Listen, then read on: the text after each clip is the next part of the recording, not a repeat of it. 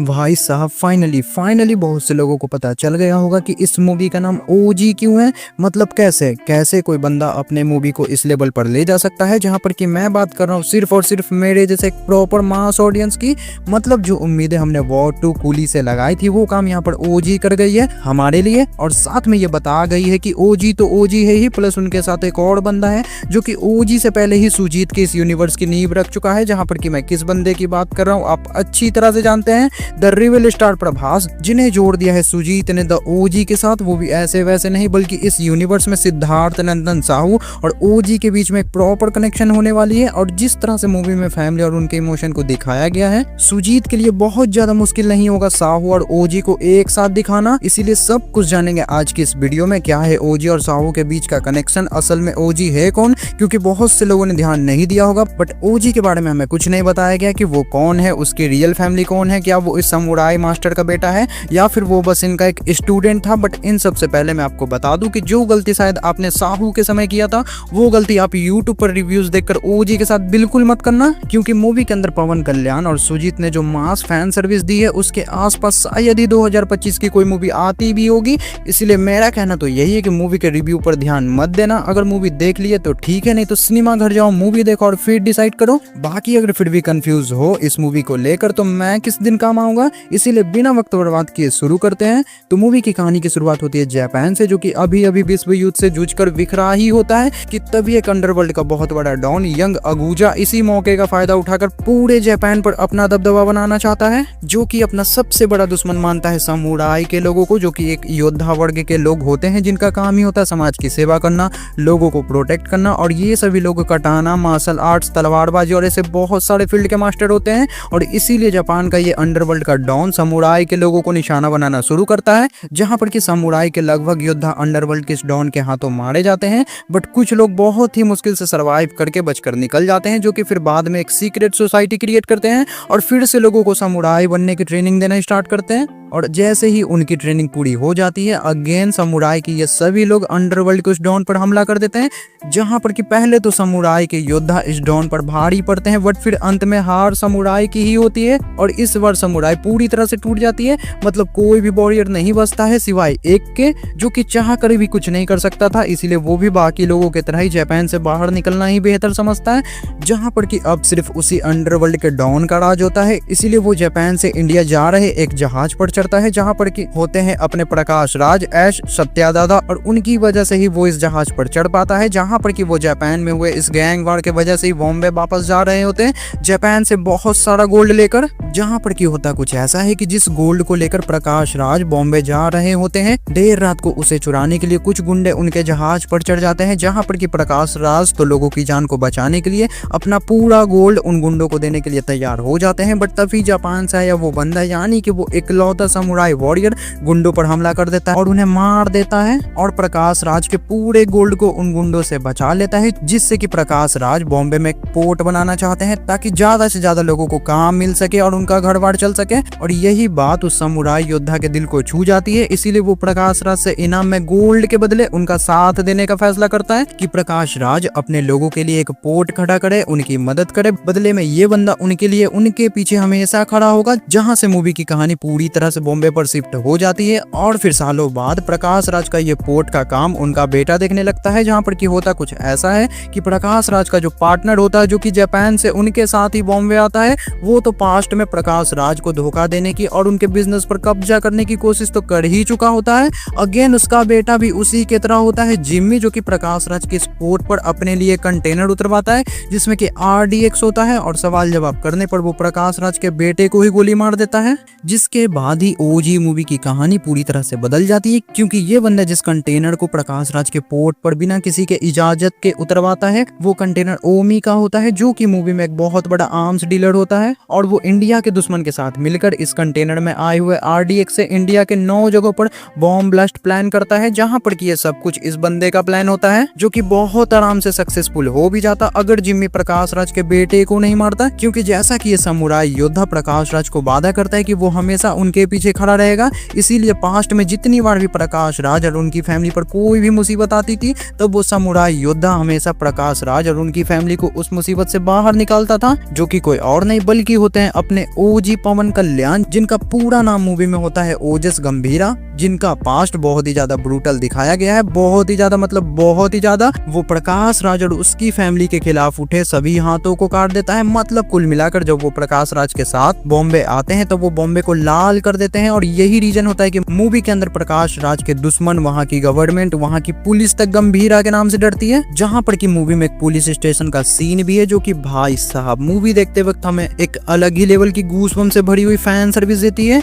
और कुल मिलाकर अगर सिर्फ एक शब्द में कहा जाए तो ओजी बॉम्बे का जॉन विक होता है, जिसके लिए खून खराबा बस बच्चों का खेल है। वो सिर्फ एक तलवार से ही पूरे बॉम्बे को प्रकाश राज के आगे झुका देता है। इसीलिए मूवी में प्रकाश राज के इतने सारे दुश्मन होने के बाद भी ओजी की वजह से कोई भी उन्हें आंख उठाकर भी नहीं देखता है। जहाँ पर कि ये सब कुछ ओजी और प्रकाश राज का पास्ट होता है, जहाँ पर कि 15 साल पहले एक इंसिडेंट के कारण ओजी को बॉम्बे छोड़ना पड़ता है, जिसके 15 साल बाद जब प्रकाश राज की बेटे की हत्या होती है तब सभी को इंतजार होता है कि ओजी वापस आएगा, बट फिर भी वो वापस नहीं आता है। और इसीलिए अभी तक में जितने भी प्रकाश राज के दुश्मन ओजी की वजह से चुप होते हैं वो सभी एक्टिव होने लगते हैं। वो प्रकाश राज के फैमिली पर अटैक करते हैं, उनके पोर्ट को निशाना बनाते हैं, उनके लोगों को मारते हैं, सिर्फ एक कंटेनर के लिए, जिसके लिए कि ओमी को भी बॉम्बे आना पड़ता है उस कंटेनर के अंदर आरडीएक्स की वजह से, जो कि मूवी में कोई और नहीं बल्कि जिम्मी का बड़ा भाई और प्रकाश राज के इस पार्टनर का ही बेटा होता है, जो कि ओजी के गैर मौजूदगी में प्रकाश राज के लोगों पर हमला करता है, उनकी फैमिली को मारता है, पीटता है, ताकि वो लोग उस कंटेनर को ओमी को सौंप दे, जिसके लिए प्रकाश राज के बेटे की जान जाती है। और इसीलिए प्रकाश राज उस कंटेनर को कहीं छुपा देते हैं, जहां पर कि ये सब कुछ हो रहा होता है सिर्फ एक रीजन की वजह से, क्योंकि प्रकाश राज जिसे अपना तीसरा बेटा मानता था वो 15 साल से यहाँ नहीं था, ओजस गंभीरा। और यही रीजन होता है कि प्रकाश राज और उनकी फैमिली को इतना कुछ फेस करना पड़ता है। बट ऐसा भी नहीं कि तब तक के लिए हमें मूवी में पवन कल्याण को दिखाया नहीं जाता है। वो 15 साल से बॉम्बे में नहीं होते हैं, बट सुजीत मूवी में हमें उनके पास्ट को दिखाते रहते हैं, उनके अलग अलग कांड को दिखाते रहते हैं, जो कि मूवी देखते समय हमारे अंदर बहुत ही ज्यादा गूज़बम्प्स क्रिएट करता है कि अगर ऐसे में द ओजी वापस प्रकाश राज के फैमिली को बचाने के लिए आता है तब वो कैसे कैसे और क्या क्या करेगा, जो कि मूवी में इतना भी सिंपल वे में नहीं होता है कि ओजी को ये सब पता चलता है और वो दौड़ा दौड़ा प्रकाश राज के फैमिली को बचाने के लिए आ जाता है।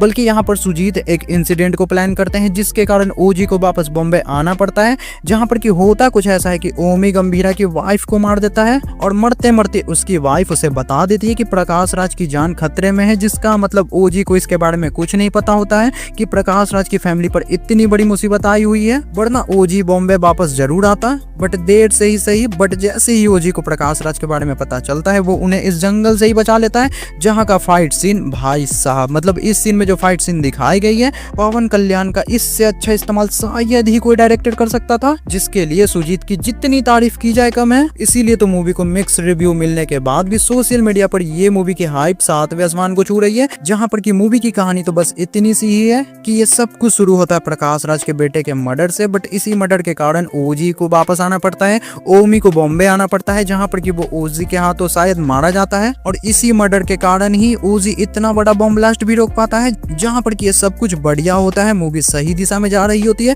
तभी सुजीत हमें कुछ ऐसा दिखाते हैं जो कि आने वाले समय में बॉक्स ऑफिस पर बहुत ज्यादा खतरा बनने वाला है। तो होता कुछ ऐसा है कि सुजीत मूवी के इस सीन में हमें बताते हैं कि प्रकाश राज एज सत्या दादा, जो कि अब तक बॉम्बे पर रूल करता था, उनका एक भाई भी है जो कि कोई और नहीं बल्कि जैकी श्रॉफ होते हैं, यानी कि रॉय नंदन। मतलब कुल मिलाकर अगर देखा जाए तो तब साहू एक बच्चा था जब ओमी ने उसके फादर और उसकी फैमिली पर अटैक किया था, और बाजी सिटी पर सबसे पहली नजर ओमी की ही पड़ी थी, जो कि फिर बाद में रॉय के अंडर में आ गया, और रॉय के बाद साहू के अंडर में। मतलब यहाँ पर ऑफ कोर्स रॉय ने ओमी से बदला वगैरह लिया होगा, बट इसी बीच में ओमी भी पीछे नहीं था, वो भी वर्ल्ड का सबसे बड़ा इलीगल वेपन्स डीलर बन गया। बट फिर भी उसके और रॉय के बीच में सच में हुआ क्या था ये हमें नहीं दिखाया जाता है, जहाँ पर कि मोस्ट प्रोबेबली चांस तो यही बनता है कि ओमी ने रॉय पर अटैक तो किया होगा और उसके बाद उसने खूब तरक्की भी की होगी, बट वो बाजी सिटी को कभी अपने कंट्रोल में नहीं ले पाया होगा। इसीलिए मूवी में हमें कहीं नहीं बताया गया है कि ओमी का बाजी सिटी से कोई कनेक्शन भी है, क्योंकि वो तो यहाँ पर खुद किसी और के नीचे काम कर रहा था, जो कि बार बार उसे मारने की धमकी दे रहा था। जहाँ पर कि इस मूवी के बारे में मैं सिर्फ इतना ही बोलना चाहूंगा कि जिस चीज की वजह से लोगों ने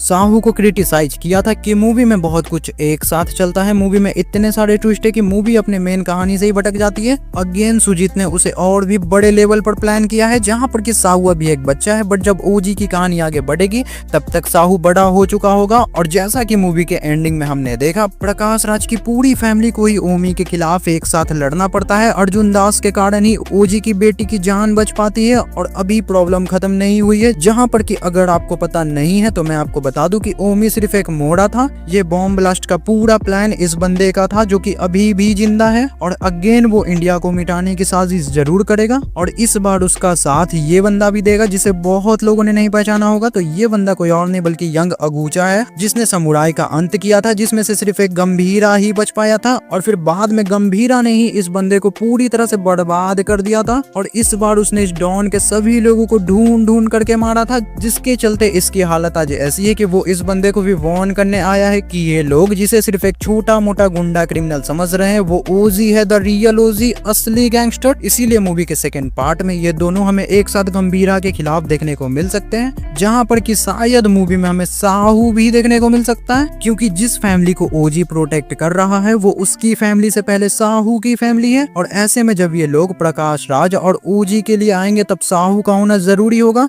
जो कि कितना बड़ा मास्टरमाइंड, बिजनेसमैन और एक वॉरियर जैसा है वो तो हमने साहू मूवी में देखा ही है। इस बंदे का दिमाग का कोई जोड़ा नहीं है, इसीलिए जब साहू और ओजी का कोलैब होगा तो ये भाई साहब रोलेक्स के कैमियो से भी एक बड़ा कैमियो होगा। जहां पर कि मूवी के डायरेक्टर अगर सुजीत है तो मैं क्या ही बोलूं, वो इस मौके का फायदा पूरी तरह से उठाएगा। और पॉसिबल तो ऐसा भी है कि वो साहू का सेकेंड पार्ट भी बनाएंगे, जहां पर कि ये सब कुछ डिपेंड करेगा ओजी के लाइफ टाइम कलेक्शन और उनकी अपकमिंग नानी के साथ वाली मूवी के ऊपर, जो कि आई होप इस यूनिवर्स का पार्ट हो। बाकी जाते जाते तो सुजीत ने हमें ये भी बता दिया है कि अगर ओजी मूवी की सेकेंड पार्ट बनती है तो उसमें हमें क्या क्या देखने को मिलेगा। Long story. नेताजी सुभाष चंद्र बोस के बारे में पता है? नहीं पता। आजाद हिंद फौज नहीं पता।